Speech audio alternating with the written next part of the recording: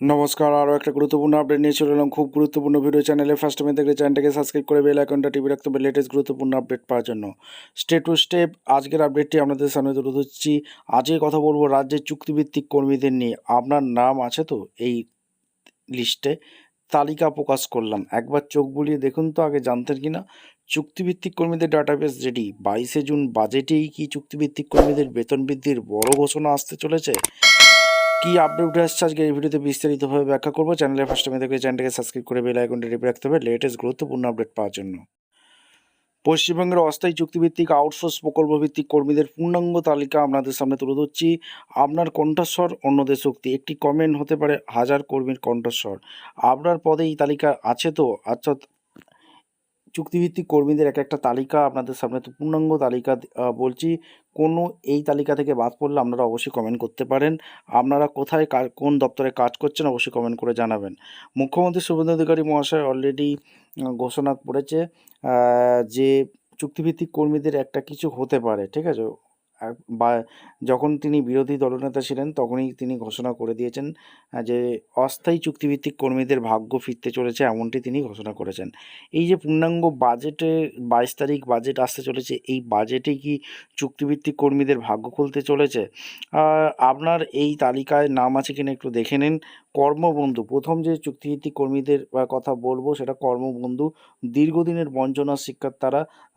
তারা তাদের বেতন বৃদ্ধির দাবি তারা অনেক দিন থেকেই জানিয়ে আসছে। বনসহায়ক দপ্তর, ভিআরপি ভিলেজ রিসার্চ পার্সন তাদের দীর্ঘদিনের বঞ্চনার শিকার। সিভিক ভলেন্টিয়ার, আশাকর্মী, আইসিডিএস কর্মী, এসএসকে এমএসকে সহায়িকা, বিএসকে কর্মী। 8 নম্বর হচ্ছে এনএসকিউএফ ভোকেশনাল এবং পার্ট টাইম শিক্ষক। 9 নম্বর হচ্ছে সিএসপি কর্মী, আইটি সিআরপি কর্মী, ডব্লিউবিটিসি, ক্যাজুয়াল স্টাফ কলেজ বিশ্ববিদ্যালয় গ্রুপ সি, জিপি ওয়াটার এই ফেসিলিটার ও এমভি দপ্তর মিটার রিডারের যারা কাজ করে, অস্থায়ী সুইপার তাদের কথা এখানে বলা হয়েছে। ড্রেনেজ কর্মী, এজেন্সি স্টাফ, পৌরসভার ট্রান্সপোর্ট বা পরিবহন কর্মী, ডাটা প্রসেসিং পার্সোনাল।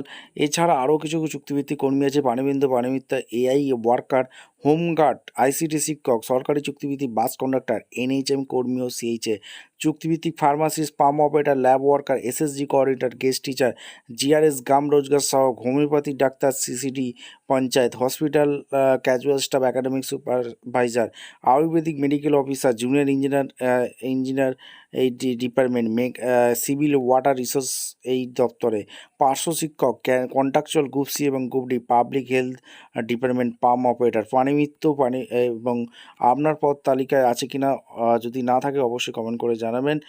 এছাড়া এনএইচএম কর্মী, সিএইচএস স্বাস্থ্যসেবা প্রথম 14.5 আপনাদের অবদান অমূল্য। হসপিটাল এবং ক্যাজুয়াল স্টাফ, একাডেমিক সুপারভাইজার, হাসপাতাল ব্যবস্থাপনা, শিক্ষাক্ষেত্রে আপনাদের ভূমিকা অপরিহার্য। নার্সিং স্টাফের সাথে যারা যুক্ত, মানব সময় নিয়োজিত নার্সিং স্টাফদের নিবিড় সেবা ও ত্যাগকে আমরা সম্মান জানাই। এই তালিকায় যদি নাম না থেকে থাকে অবশ্যই আপনারা কমেন্ট করে জানাবেন। একটা চুক্তিভিত্তিক কর্মীদের পূর্ণাঙ্গ তালিকা আমরা তৈরি করেছি। এবং আরেকটা জিনিস বলে রাখি, যারা ভিআরপি কর্মী তাদের সরকার অলরেডি ডেটা চেয়েছে, কিছু একটা বাজেটেই হতে চলেছে। দেখা যাক, 22শে জুন বাজেটেই বোঝা যাবে এই যে যত চুক্তিভিত্তিক কর্মী আছে বাজেটেই কি বেতন বৃদ্ধি হতে চলেছে। আপনারা অবশ্যই কমেন্ট করে আপনাদের মতামত ব্যক্ত করতে পারেন। দেখা হচ্ছে কোনো পরবর্তী ভিডিও। ধন্যবাদ।